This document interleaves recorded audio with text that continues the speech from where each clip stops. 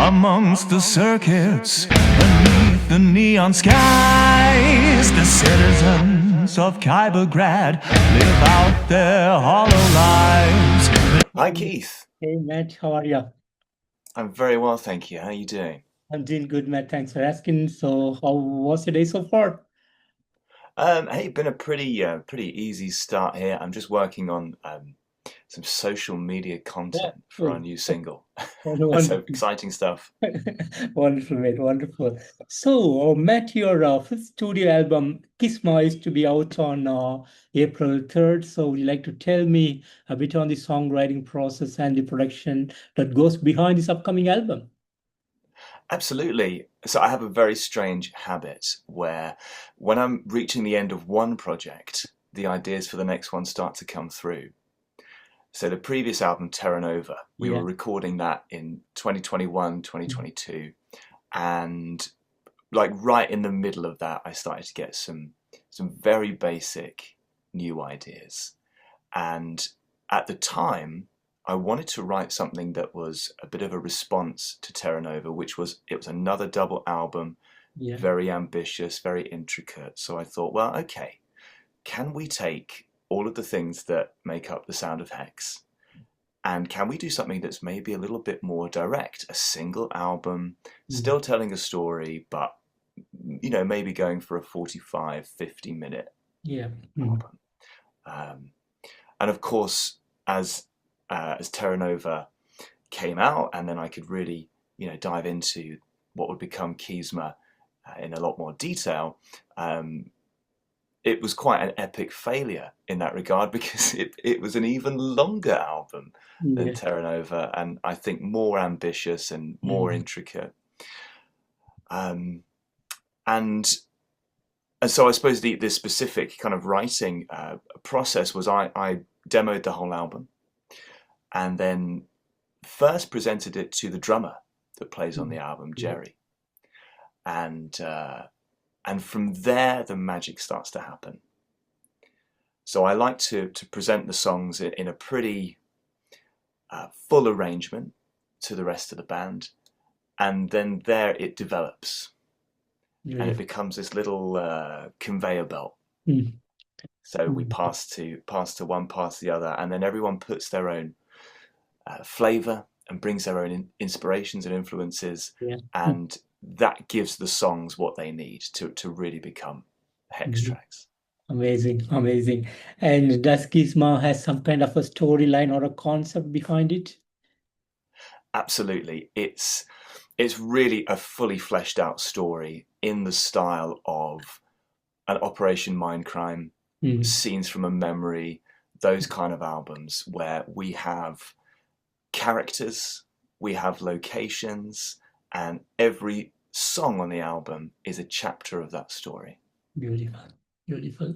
And speaking on the cover artwork, I really love the portrait of the cover artwork, beautifully done, and goes really amazing. And the depictions were really good and great artwork for this album, I would say. And as a creator, would you like to tell me a bit on the artwork? Absolutely. We had a fantastic artist called Cameron Gray, and it's our first time working with him. And we really wanted to do something different with this album, where so often in the past, it's always been the music first. You're writing the music, and we're a small independent band, and when it comes to putting these things together, it's me that's having to go out and find an artist or find a photographer or whatever we need, and that's been a very steep learning curve.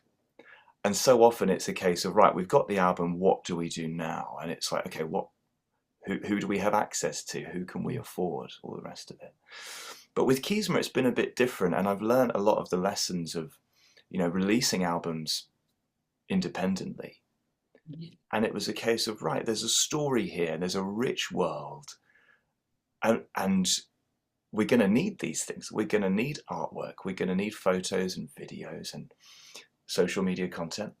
So let's try and get ahead of the game, and let's make sure that all of these things tell the story as much as the music and the lyrics.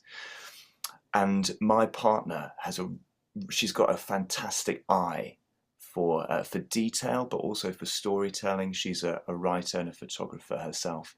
And she found Cameron online. And from the first moment I saw his artwork, I was like, this is just hitting the nail on the head. Yeah. And the full artwork package, like that cover image, is so striking. And what he's done with the rest of the booklet and the CD case.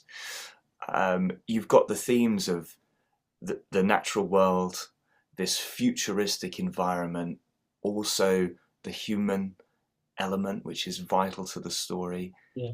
These things all come together beautifully. So I'm really happy with what he's done, and it was a great discovery. Amazing, amazing, mate. And had the pleasure to listen to the album in its entirety. And I have to say, 12 amazing songs, beautifully written. Your vocals are amazing. The musicianship is top notch. Great musical progression from the start to the end. Each and every song is listenable, it's lovable and enjoyable. So thanks for all the awesomeness that you have put in the album of Qisma. And as a creator, how do you feel about the outcome of Qisma? Wow, Keith, thank you so much for saying that. That's really that's really lovely of you to say. I'm so proud. I'm so proud of this album. It how to collect my thoughts. So with Terra Nova was a bit of a transitional album because we had a very stable lineup within the band for a long time. So those first 3 albums, it was the same 4 or 5 musicians, and for various reasons, it just wasn't working. I think, everyone had reached a certain point in their lives, and for me, HeKz is the reason I get up in the morning. And I think perhaps for the others, they had other priorities.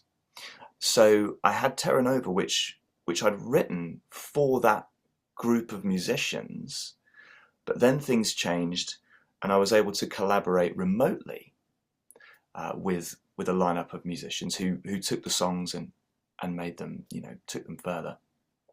And that came out really, really well. But there was, it ended in a very different place to where it started.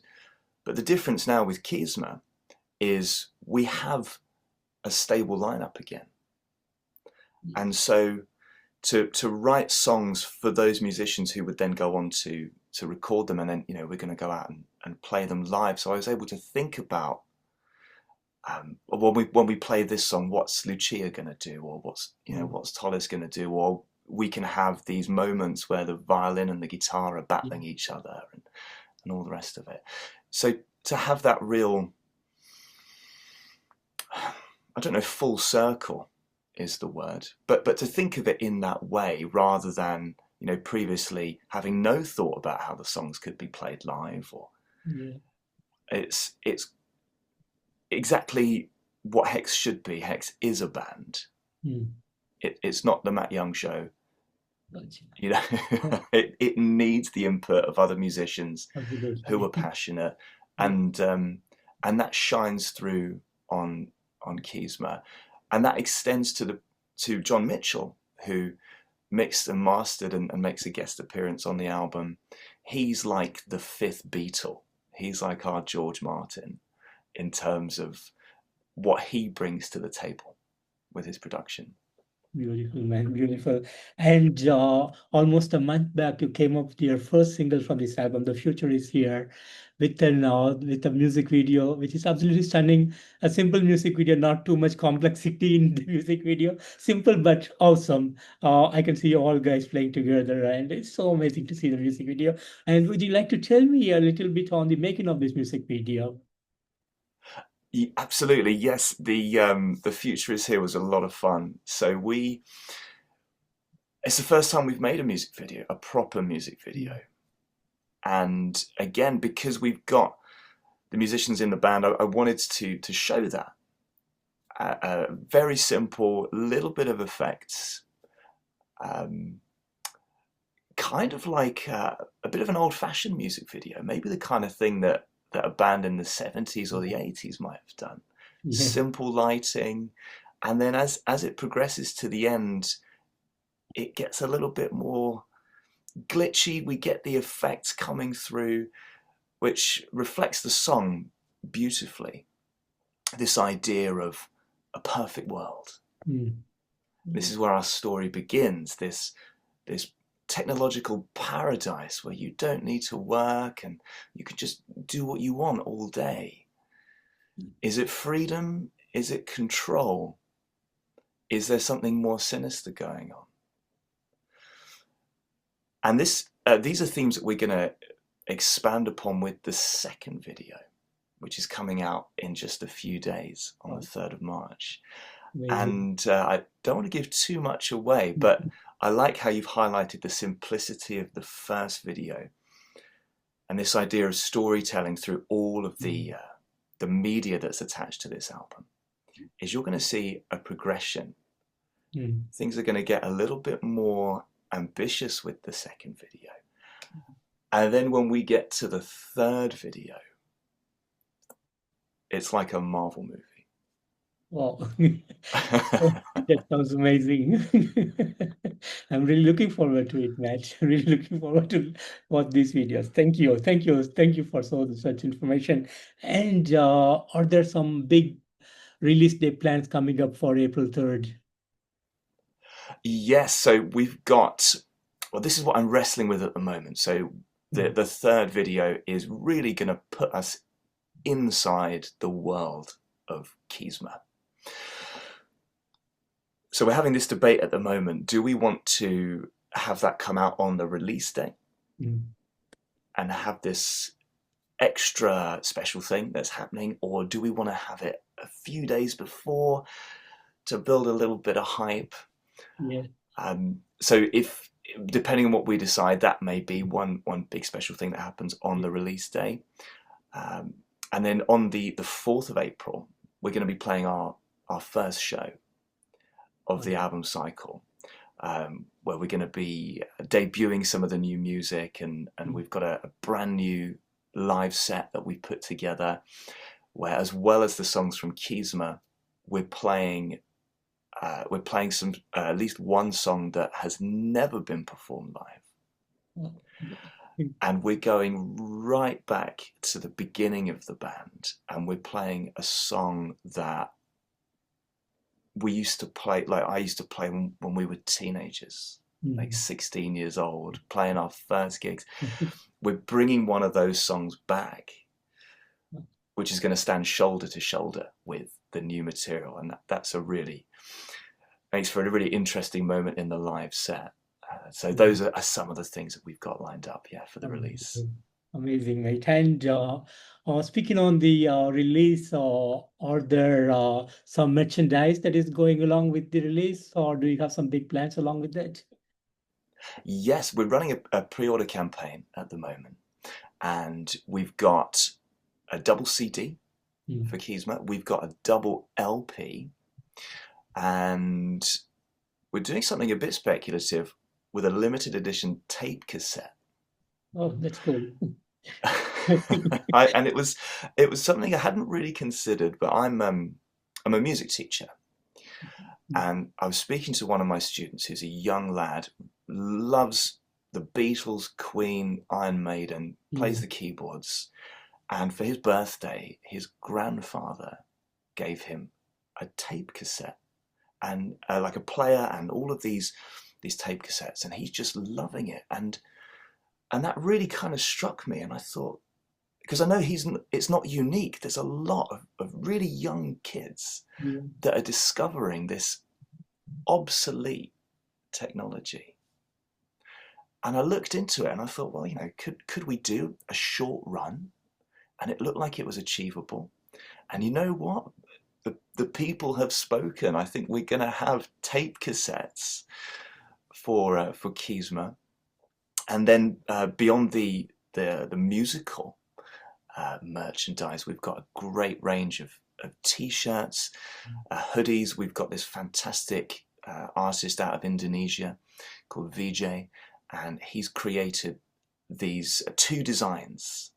One that really speaks to the natural side of Qisma, and one that speaks to the futuristic side. So depending on what your preference is, there's going to be an option for you to show your allegiance, I suppose. Amazing. And speaking on touring, I know you have released a show. Post that, are there some festivals or there's some huge announcements coming up for about your upcoming touring plans? Yes, we have. We've got a small selection of dates going throughout the year. So we'll be starting in April, playing at Leo's Red Lion in Kent. And then we're going to be working towards a festival in May. We're playing in London. Then we're going to start to branch out and play some other places in the UK. Yeah. And that's all pointing towards what's at the moment our final show of the year in November, where we're going to be playing in a venue called the Bedford in Balham, in South London, which is a beautiful, it looks like Shakespeare's Globe. Oh. We're going to be doing something a little different, where it's almost going to be like a theatre show. We're going to have people sat down on tables. We've got a fantastic supporting lineup of a couple of artists. And we're going to present as much of the album as we can. So if not the full album, certainly most of it, and do almost like Qisma the rock opera for one night only. Amazing. So will there be some kind of DVD or big release that comes out? That's the idea. We're certainly going to film it, and then let's see if there's the demand to have that physical product, which I love. I love to have those things, and especially, we have examples of media that needs to be, especially these small bands, right? If you haven't got it on the CD, then it may not exist in like 10 years' time. But definitely we'll be making that available online if there's not the demand for that. Amazing.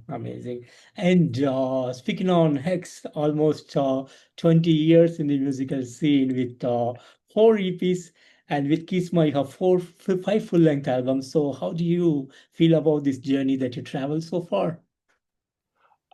It's fantastic. It sounds quite strange, doesn't it? 20 years. I mean, I have been doing this since I was a child. And again, it is my whole reason just to keep driving forward. I can't imagine my life without music. It is my life. I get up in the morning, I go and teach, and then in every available pocket of time around that, I'm listening to music, I'm working on music, rehearsing, writing, making plans, and I'm thinking back to being like 14, 15 years old, barely able to play, but having these big dreams. Hey, in 20 years, you're still going to be doing it. You're going to be making your 5th album. And okay, maybe you haven't quite become the next Iron Maiden, which was always my dream. Beautiful, man. But but there's people all over the world that have pre-ordered the album. We're going to go out and we're going to play live. Yeah. Which is a sacred thing, especially since the pandemic. It's something that I really value, playing live and seeing other artists live. And every time that happens, it's special. So I think we've got maybe 10 shows booked in. Like there to be more, like there to be 20 or 30. But if they're the only 10 we do, I'm going to make sure every single one counts. Amazing. And that we have a great time. We make it a really memorable night for the audience. And then on to the next. I guess. Amazing, man, amazing. And earlier in this interview, like you said, when you were making Terra Nova album, you got the idea for Qisma. And now Qisma is almost close to the release. So do you have plans for the next album? I very much do. I very much do, Keith. I've written about maybe 70 or 80 minutes worth of music. Wow. And I don't know how much to say about it because it's very early. Yeah. But well, actually, I'm working on 3 albums at the moment. Wow. So not one triple album, but 3 albums that are related, and again, very heavily story driven. So I have I think of them as 3 buckets. So the albums are connected, but they've each got their own musical personality. So if I'm noodling around, think of some lyrics or something, I'm like, okay, that belongs in that bucket. And so I do have an order for which is going to be the next, and so on and so forth. So I'm trying to finish that first bucket of ideas by the end of this year, and then depending on what's happening with the live stuff, I'd love to get in the studio and just start putting down the drum tracks or something. Wonderful, wonderful, amazing.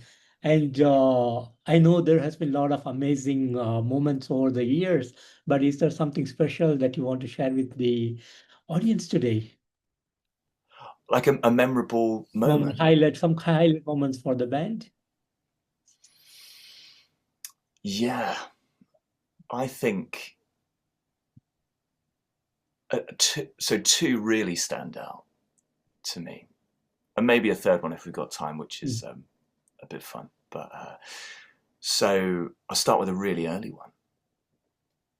2006, and it was a couple of days after my 16th birthday, and I was on a school trip, and I think I had a text message from my mum, because we'd sent a song to Planet Rock, the big rock station here in the UK, and Tony Iommi had a show, and he would play all sorts of stuff, not just unknown bands. He had an hour show every week, a bit like Alice Cooper and Joe Elliott and other artists do. And he'd chosen our song, When Darkness Falls.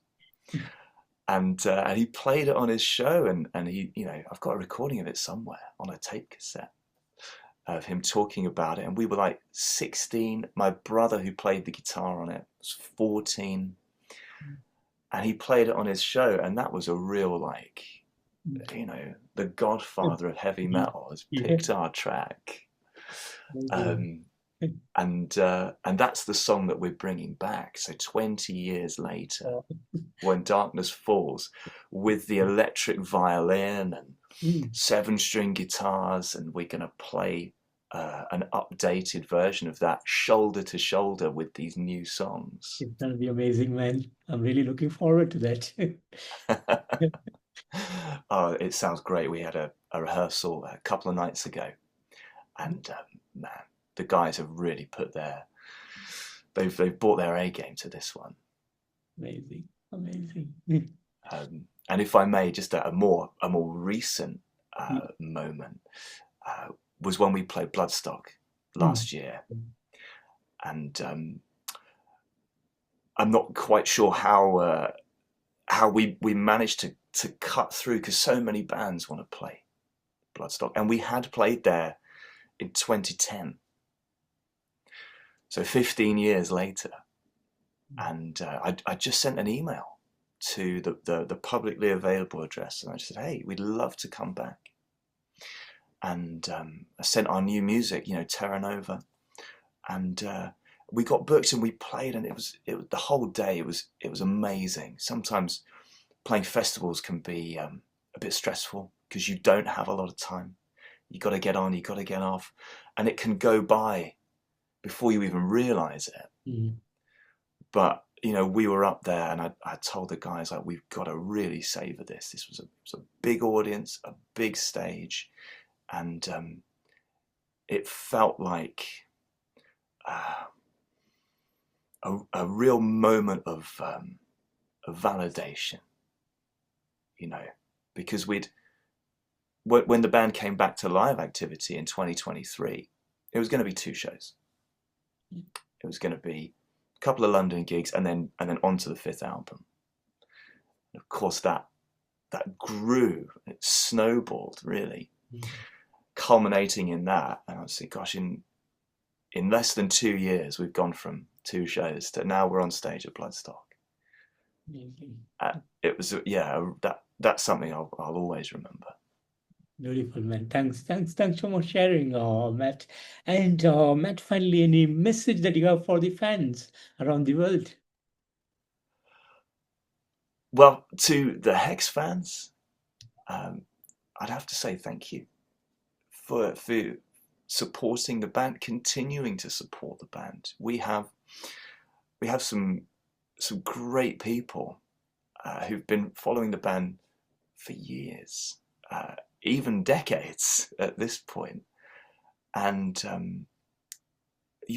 not only do they pre-order and if there's a new album or something like that, but they also pitch in with the social media and keep in touch, and that's amazing, because without that, it'd just be me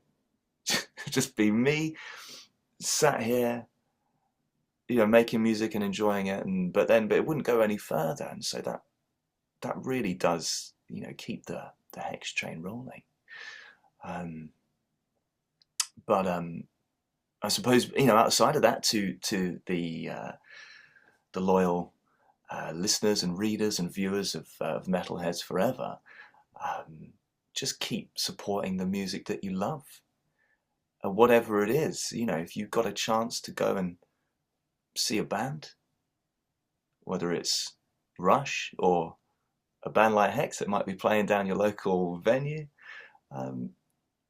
just go and do it. Go and experience the music and support the music, because it's special. And we need to keep it alive. Absolutely, Matt. Thank you. And Matt, it was a real pleasure to have you on this interview today, and a pleasure to meet you. And I want to thank you so much for giving me today this wonderful opportunity to speak on Qisma. And like I said earlier, an amazing album. I know a lot of people gonna love this new album from you guys. So I wish you all the best, and I'm really hoping to see you guys on the road soon. Keith, the pleasure is all mine. Thank you so much for your time and for the opportunity, the wonderful questions, your enthusiasm. I've had a wonderful time with you this afternoon. Thanks so much, Matt. Take care and have a great rest of the afternoon. Thank you. You too, Keith. Take care. Yeah, take care. Bye-bye.